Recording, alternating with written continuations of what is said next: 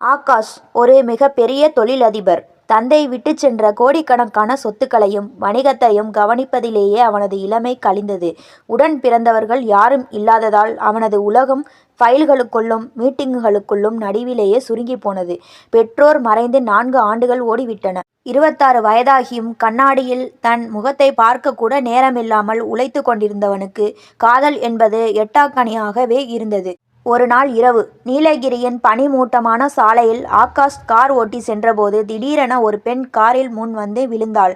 பதறிப்போய் இறங்கிய ஆகாஷ் திகைத்து நின்றான். பால் போன்ற நிறம், மழையில் நனைந்த மலர் போன்ற முகம், நீண்ட கரிய கூந்தல். அவள் கைகளை ஏந்தி நடுங்கும் குரலில் சொன்னாள், ஐயா, என் அம்மா சாக கிடக்கிறாங்க. மருந்து வாங்க பணம் இல்லை. என்னை நானே வித்துக்க துணிஞ்சி வந்துட்டேன். என்னை வாங்கிக்கோங்க. என் அம்மா உயிரை காப்பாற்ற காசு கொடுங்க. அவள் கண்களிலிருந்து வழிந்த கண்ணீர் பனித்துளி போல அவள் கன்னங்களில் உருண்டன. அவள் கேட்டது வெறும் 1800 ரூபாய். ஆகாஷ் தன் பாக்கெட்டில் இருந்த 10,000 ரூபாயையும் காரில் இருந்த ஒரு கவரையும் அவளிடம் திணித்தான். எங்கே வரணும்னு சொல்லுங்க ஐயா, நான் வந்துடுறேன் என்றாள் அவள் உறுதியாக. ஆகாஷ் மெல்லிதாக புன்னகைத்து, நீ விற்கப்பட வேண்டியவள் அல்ல, இமைகளில் வைத்து தாங்கப்பட வேண்டியவள் என்றான். அந்த பெண் அதிர்ச்சியில் உறைந்தாள். இனிமேல் இப்படி ஒரு எண்ணத்தோடு வீட்டை விட்டு வெளியே வராதே என்று கூறிவிட்டு அங்கிருந்து சென்றான் ஆகாஷ். அந்த ஒரு சந்திப்பு ஆகாஷின் வாழ்க்கையை புரட்டி போட்டது. அவளது நினைவிலேயே தூக்கத்தை தொலைத்தான். 3 நாட்கள் கழித்து அதே இடத்திற்கு சென்றான். ஆனால் அவள் அங்கில்லை. அவள் பெயரோ முகவரியோ கேட்காமல் விட்டது பெரும் பிழையாக தோன்றியது. வருடங்கள் ஓடின. நண்பன் வருணின் வற்புறுத்தலால் வேறு ஒரு பெண்ணை திருமணம் செய்து கொண்டான். 2 குழந்தைகளுக்கு தந்தையானான். ஆனால் அந்த பெண்ணின் முகம் அவன் மனதிலிருந்து மறையவே இல்லை. அந்த தவிப்பிலேயே தன் தொழிலில் கவனம் இழந்தான். பெரும் நஷ்டம் ஏற்பட்டது. துயரம் தாங்காமல் மதுவுக்கு அடிமையானான். விளைவு அவனது 2 சிறுநீரகங்களும் செயலிழந்தன. ஆகாஷ் இப்போது மரண படுக்கையில். மருத்துவமனை வாசனை அவனை கொன்று கொண்டிருந்தது.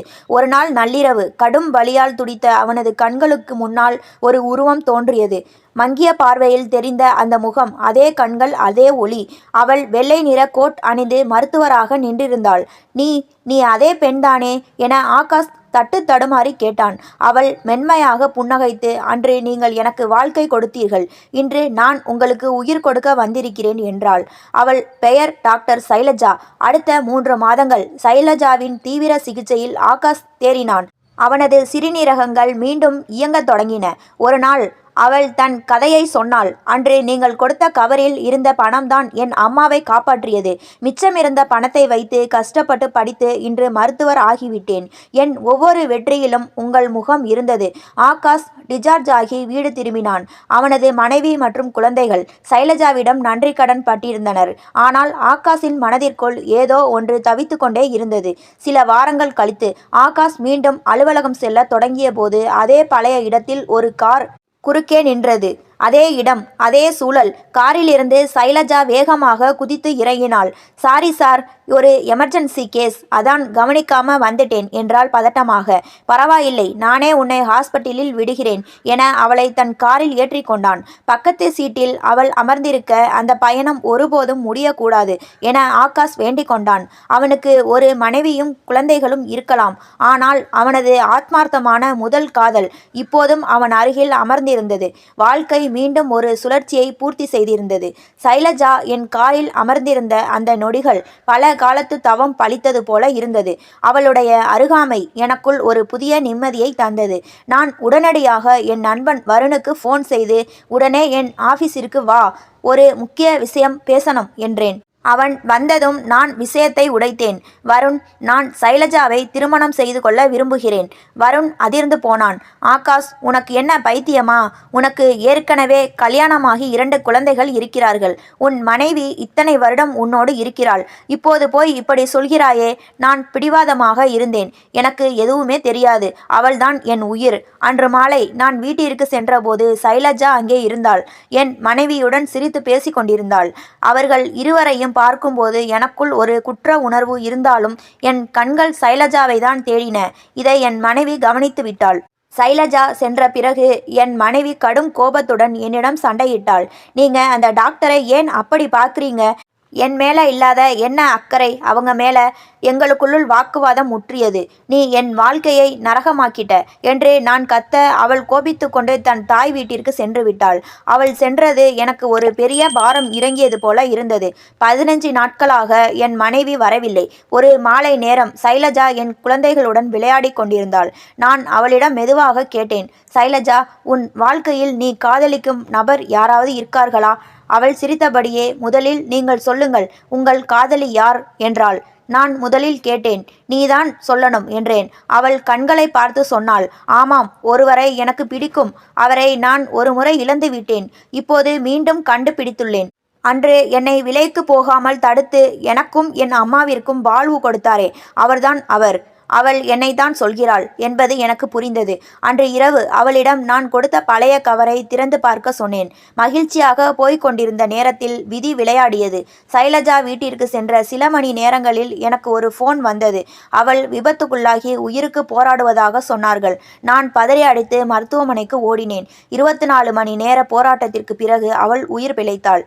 அவள் தேறிய பிறகு நான் என் மனைவியிடம் விவாகரத்து கேட்டேன். நான் உன்னை ஏமாற்ற விரும்பவில்லை. எனக்கு சைலஜா தான் வேண்டும் என்றேன். ஆனால் அதன் விளைவு கொடூரமானது. என் மனைவி அமைதியாக வெளியேறினாள். ஆனால் நான் நோயாளியாக இருந்தபோது என் கையெழுத்தை பெற்று என் சொத்துக்கள் அனைத்தையும் தன் பெயருக்கு மாற்றியிருந்தாள். சட்டப்படி என்னை தெருவிற்கு துரத்தினாள். என் குழந்தைகளையும் என்னிடமிருந்து பிரித்தாள். தெருவோர வாழ்க்கை. முதல் சிகரம் வரை கோடீஸ்வரனாக இருந்த நான் ஒரே நாளில் பிச்சைக்காரனானேன். பழைய போர்வை ஒன்றை போர்த்தி கொண்டு நடைபாதையில் படுத்திருந்தேன். 1 வருடம் கழிந்தது. அழுக்கடைந்த ஆடைகளுடன் தவித்து கொண்டிருந்த என்னை கண்டெடுத்தது சைலஜாதான்.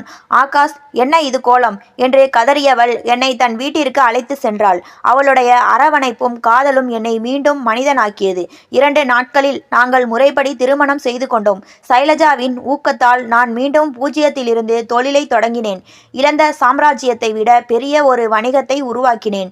இடையில் என் முதல் மனைவி தன்னை ஏமாற்றிய வேறு ஒருவனுடன் சென்று சொத்துக்களை இழந்து நின்றாள். சட்ட போராட்டத்திற்கு பிறகு என் குழந்தைகள் என்னிடம் வந்தனர். சைலஜா அவர்களை தன் சொந்த பிள்ளைகளாக பார்த்து கொண்டாள்.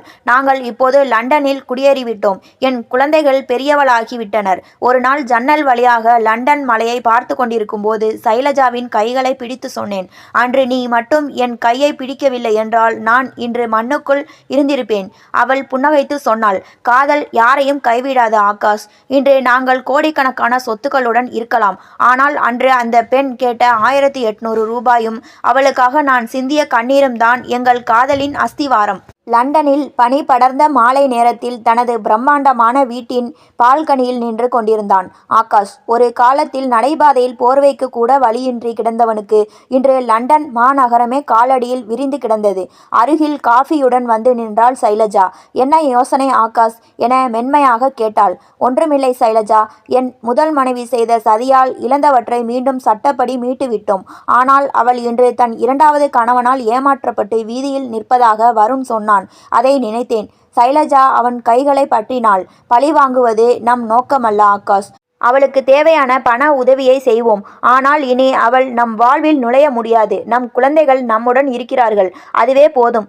சில வாரங்களுக்கு பிறகு ஆகாஷ் தனது அலுவலக பணிகளுக்காக இந்தியா வந்திருந்தான். பழைய நினைவுகள் அவனை வாட்டியதால் சைலஜாவை முதலில் சந்தித்த அந்த மலைப்பாதை சாலைக்கு சென்றான். அங்கே ஒரு பழைய மரத்தடியில் ஒரு சிறுமி கையில் மருந்து சீட்டுடன் அழுது கொண்டிருப்பதை பார்த்தான். அவனுக்கு பழைய சைலஜாவின் நினைவு வந்தது. உடனே காரை நிறுத்தி இறங்கினான். அந்த சிறுமி, ஐயா, எங்க அம்மாவுக்கு உடம்பு சரியில்லை, மருந்து வாங்க காசு இல்லை என விம்மினாள். ஆகாஷ் சிரித்துக்கொண்டே தன் பாக்கெட்டில் இருந்த பணத்தை எடுத்து கொடுத்தான். ஆனால் இந்த முறை வெறும் பணத்தை மட்டும் கொடுக்கவில்லை, தனது பிசினஸ் கார்டையும் கொடுத்து, உன் அம்மாவை இந்த ஆஸ்பத்திரிக்கு கூட்டிட்டு போ, அங்கே டாக்டர் சைலஜா உனக்கு உதவி செய்வாங்க என்றான். மீண்டும் லண்டன் திரும்பிய ஆகாஷ் சைலஜாவிடம் இதை பகிர்ந்து கொண்டான். சைலஜா நெகிழ்ந்து போனாள். ஆகாஷ், அன்று நீங்கள் எனக்கு செய்த உதவி ஒரு தொடர் சங்கிலி போல இன்றும் தொடர்கிறது. அன்று நீங்கள் விதைத்த விதைதான் இன்று நான் ஒரு டாக்டராகவும் நீங்கள் ஒரு பெரும் தொழிலதிபராகவும் நிற்பதற்கு காரணம். அவர்கள் இருவரும் தங்கள் குழந்தைகளுடன் அமர்ந்து இரவு உணவை சாப்பிட்டனர். ஆகாஷின் முதல் மனைவியின் பிள்ளைகளும் சைலஜாவை அம்மா என்றே அழைத்தனர். அந்த வீட்டில் அன்பு மட்டுமே நிறைந்திருந்தது. வாழ்க்கை என்பது ஒரு வட்டம். நாம் எதை விதைக்கிறோமோ அதையே அறுவடை செய்வோம். ஆகாஷ் அன்று காட்டிய கருணை அவன் உயிருக்கு ஆபத்து வந்தபோது சைலஜா ரூபத்தில் வந்து அவனை காப்பாற்றியது. கோடிகளில் புரண்டாலும் ஆகாஷ் இன்றும் தனது மேஜையில் அந்த பழைய 1800 ரூபாய் மதிப்பிலான மருந்து சீட்டை ஒரு ஞாபக வைத்திருந்தான். அதுதான் அவனுக்கு வாழ்வில் உண்மையான மதிப்பை ஒவ்வொரு நாளும் உணர்த்தி கொண்டிருந்தது. காதலும் கருணையும் ஒருபோதும் தோற்பதில்லை. லண்டனில் அவர்கள் வாழ்வு அமைதியாக சென்றாலும் காலம் அவர்களுக்கு மற்றொரு சோதனையையும் ஒரு பெரிய பாடத்தையும் வைத்திருந்தது. லண்டனில் ஒரு குளிர்கால காலை ஆகாஷ் தனது அலுவலகத்திற்கு கிளம்பி கொண்டிருந்த போது ஒரு அவசர அழைப்பு வந்தது. அது இந்தியாவில் இருந்து வந்த அவனது வழக்கறிஞர். ஆகாஷ், ஒரு செய்தி. உங்களை நடுத்தெருவில் நிறுத்திய உங்கள் முதல் மனைவி இப்போது மிக மோசமான நிலையில் இருக்கிறார். அவளுடைய இரண்டாவது கணவன் அவளது சொத்துக்களை எல்லாம் சூதாட்டத்தில் இழந்துவிட்டு அவளை கைவிட்டு விட்டான். இப்போது அவள் ஒரு அரசு மருத்துவமனையில் கவலைக்கிடமான நிலையில் அனுமதிக்கப்பட்டிருக்கிறாள். அவளுக்கு சிறுநீரக கோளாறு. ஆகாஷ் ஒரு நிமிடம் அதிர்ந்து போனான். அதே சிறுநீரக கோளாறுதான் ஒரு காலத்தில் தன்னையும் வாட்டியது. அவன் சைலஜாவை பார்த்தான். அவள் எல்லாவற்றையும் கேட்டுக்கொண்டுதான் இருந்தாள். சைலஜா அவளுக்கு உதவ வேண்டுமா? அவள் நமக்கு செய்த துரோகம் என ஆகாஷ் தயங்கினான். சைலஜா அவனது கையை பிடித்து சொன்னாள், ஆகாஷ், அன்று நீங்கள் எனக்கு உதவாமல் இருந்திருந்தால் நான் இன்று ஒரு மருத்துவர் ஆயிருக்க மாட்டேன். நீங்கள் அவளுக்கு செய்யும் உதவி அவளுக்கு போடும் பிச்சை அல்ல. அது உங்கள் குணத்திற்கு செய்யும் மரியாதை. வாருங்கள், இந்தியா செல்வோம். இந்தியா திரும்பிய அவர்கள் அந்த பழைய அரசு மருத்துவமனைக்கு சென்றனர். அங்கே எலும்பும் தோலுமாக படுத்திருந்த தன் முதல் மனைவியை கண்டு ஆகாஷ் கண் கலங்கினான். அவள் ஆகாஷையும் சைலஜாவையும் கண்டதும் தேம்பி தேம்பி அழுதாள். என்னை மன்னித்து விடு ஆகாஷ். பணத்தாசையினால் உன் உயிரையே பறிக்க துணிந்தேன். ஆனால் இன்று அதே பணமில்லாமல் நான் சாக கிடக்கிறேன் என்றாள். சைலஜா முன்வந்து அவள் கைகளை பற்றினாள். கவலைப்படாதீர்கள். ஒரு மருத்துவராகவும் ஒரு பெண்ணாகவும் உங்களை காப்பாற்றுவது என் கடமை. சைலஜாவின் நேரடி கண்காணிப்பில் அவளுக்கு சிகிச்சை அளிக்கப்பட்டது. ஆகாஷ் தனது சொந்த செலவில் அவளுக்கு தேவையான அறுவை சிகிச்சையை செய்தான். அவள் குணமடைந்த பிறகு அவளுக்கு வாழ தேவையான ஒரு சிறிய வீட்டையும் ஒரு நிலையான வைப்பு தொகையையும் ஏற்பாடு செய்தான். கிளம்பும் முன் ஆகாஷ் அவளிடம் சொன்னான், இந்த சொத்துக்கள் எதையும் நான் உனக்கு கொடுக்கவில்லை. என் பிள்ளைகளின் தாய்க்கு நான் செய்யும் ஒரு கடமை இது. நீ நிம்மதியாக இரு என்றான். அவளது கடைசி நாட்களில் ஆகாஷின் பிள்ளைகள் அவளோடு இருந்தனர். அவள் இறந்த பிறகு அவளுக்கு செய்ய வேண்டிய இறுதி சடங்குகளை ஆகாஷ் ஒரு மகனாக தன் பிள்ளைகளை கொண்டு செய்தான். லண்டன் திரும்பும் விமானத்தில் சைலஜாவின் தோளில் சாய்ந்து கொண்டான். ஆகாஷ், இப்போதுதான் என் மனம் லேசாக இருக்கிறது சைலஜா. பழி வாங்குவதை விட மன்னிப்பது எவ்வளவு பெரிய நிம்மதி என்பதை இன்று உணர்கிறேன் என்றான். சைலஜா சிரித்தாள். அன்று 1800 ரூபாய் கொடுத்து ஒரு பெண்ணின் மானத்தையும் அவள் தாயின் உயிரையும் காப்பாற்றிய அந்த ஆகாஷ் இன்றும் அப்படியே தான் இருக்கிறான். அதுதான் எனக்கு பெருமை. வருடங்கள் ஓடின. ஆகாஷின் பிள்ளைகள் லண்டனில் பெரிய பதவிகளில் அமர்ந்தனர். ஆகாஷும் சைலஜாவும் தங்கள் முதுமை காலத்தை மற்றவர்களுக்கு உதவுவதிலேயே கழித்தனர். ஆகாஷ் தனது டைரியில் கடைசி பக்கத்தில் இப்படி எழுதினான், வாழ்க்கை எனக்கு கற்றுக் கொடுத்த பாடம் ஒன்றுதான். பணம் வரும் போகும். ஆனால் நாம் காட்டும் அன்பும் செய்யும் தர்மமும் மட்டுமே நமக்கு உயிர் பிச்சை அளிக்கும். என் முதல் காதல் சைலஜா எனக்கு உயிரை கொடுக்கவில்லை, வாழும் முறையை கற்றுக் கொடுத்தாள். எல்லா சுமைகளும் நீங்கிய பின் ஆகாஷும் சைலஜாவும் மீண்டும் அந்த பழைய மலைப்பாதைக்கு சென்றனர். அங்கே ஒரு சிறிய தர்ம மருத்துவமனையை ஆகாஷ் கட்டினான். அதன் திறப்பு விழாவின் போது ஆகாஷ் சொன்னான், இந்த மருத்துவமனையில் யாருக்கும் கட்டணம் கிடையாது. குறிப்பாக அன்று சைலஜா கேட்ட 1800 ரூபாய்க்காக தவிக்கும் எந்த ஒரு பெண்ணும் இங்கே ஏமாற்றப்பட மாட்டார்கள்.